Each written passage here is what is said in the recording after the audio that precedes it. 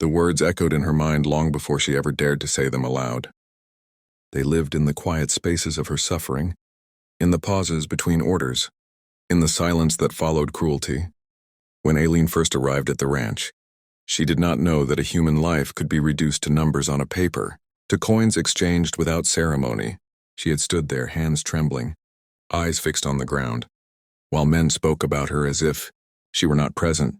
Debts, ownership, agreement. The man who paid was called Ethan Crowe, and from the moment he turned toward her, she understood that mercy was not something he believed in. Ethan was not loud in his cruelty. He did not shout for the sake of shouting, nor did he strike her in fits of rage. His violence lived in control, in denial, in making her feel small enough to disappear.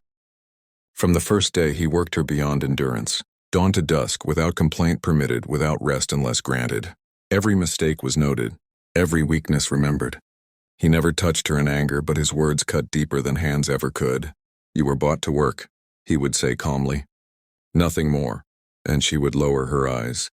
Not because she agreed, but because survival demanded silence. At night, alone in a small room that smelled of dust and old wood, Aileen pressed her palms together to stop them shaking. She would stare at the ceiling and wonder how quickly a person could be erased. She had once dreamed of a different life, of laughter, of choosing who she trusted. Now even her thoughts felt dangerous, and yet something inside her refused to die. A quiet, stubborn flame. It was that flame that kept her standing when her legs begged to collapse. It was that flame that made her look up just once, when Ethan told her she was replaceable.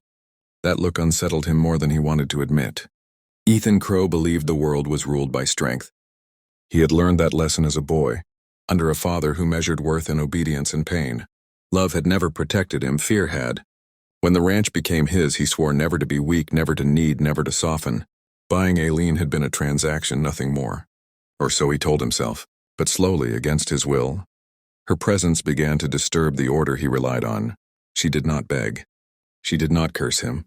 She endured, and endurance, he discovered, could be threatening. He noticed the way she shared her food with others when she thought no one was watching. The way she whispered songs under her breath while scrubbing floors, melodies heavy with loss. The way she met cruelty with quiet dignity. It angered him, because it reminded him of something he had buried long ago. So he became harsher, convincing himself that breaking her would restore balance. But she did not break. She bent, bruised, bled in silence, and remained herself. One evening, after a particularly long day, she stumbled. Not dramatically, just enough to spill water across the ground. Ethan's voice cut through the air, sharp and cold. "Do you think my money is wasted on clumsiness?" She straightened slowly, her hands shaking, and for the first time she spoke without fear. "You paid for my labor," she said quietly. "Not my humanity." The words hung between them, fragile and dangerous. Ethan felt something twist inside him. Anger, yes, but also shame.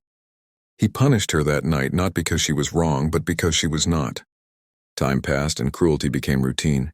Yet routine has cracks. One afternoon, under a relentless sun, Aileen collapsed in the fields. When they carried her to the house, Ethan followed, his chest tight with something he refused to name.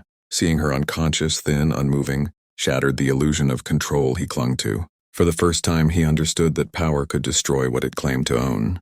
He stayed by her bed, watching her breathe, haunted by the realization that if she died, something irreparable would die in him too. When she woke, confused and weak, she expected anger. Instead, she saw uncertainty. He spoke less. His voice softened. He brought food himself.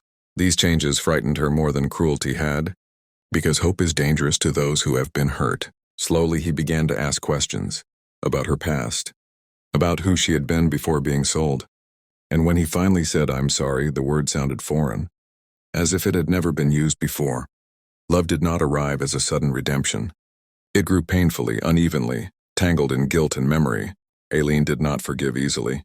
Some nights she still woke from nightmares, heart racing, body braced for harm. Ethan did not demand forgiveness. He listened. He learned to sit with his shame. He learned that love without accountability was just another form of ownership. The day he handed her the papers setting her free, his hands trembled.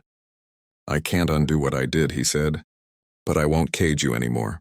She looked at him for a long time, seeing not the man who bought her, but the man who had finally chosen to change. When she stayed, it was not because she owed him anything.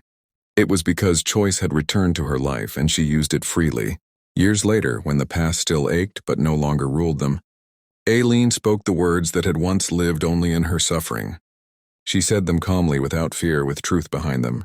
Tumne mujhe kharid liya tha. Ab sab kuch karo. Zulm ya pyar? Ethan knew the answer now. He had learned it the hard way. Love was not what he took. It was what he earned every day. By never forgetting who he had once been, and by choosing again and again to be better. The days that followed were heavier than the ones before, because now Aileen understood exactly what she was to him. Not a guest, not a worker by choice, but a possession defined by ink and debt. That knowledge settled into her bones, changing the way she breathed, the way she walked, the way she learned to disappear without truly vanishing. She moved through the ranch like a shadow, careful not to invite attention, careful not to provoke the man who held power over her life with such frightening calm. Ethan watched her more than he realized.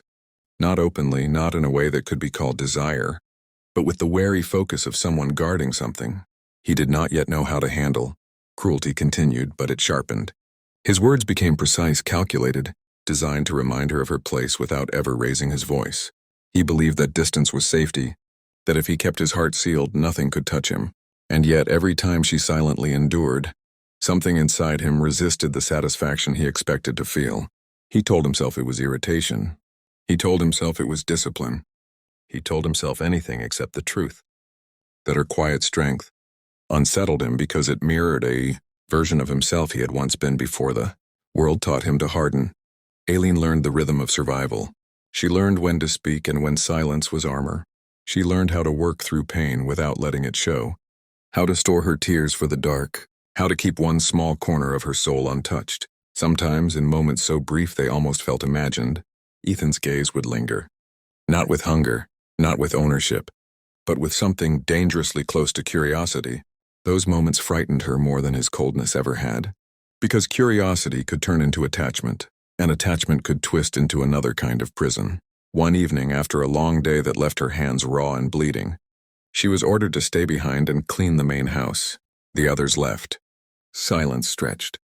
When Ethan entered the room, she stiffened instinctively, her body remembering things her mind tried to forget. He stopped when he saw the blood on her fingers. For a moment he said nothing. Then, unexpectedly, he placed a cloth and a bowl of water on the table.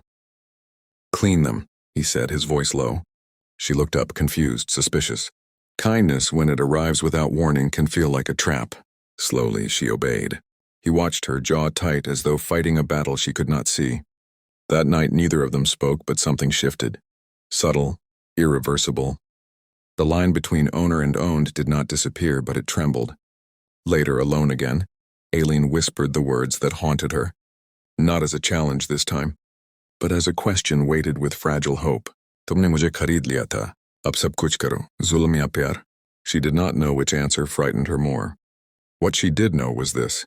If love was to come, it would have to survive the ruins of cruelty, and if it did not, then freedom, true freedom, would have to be enough.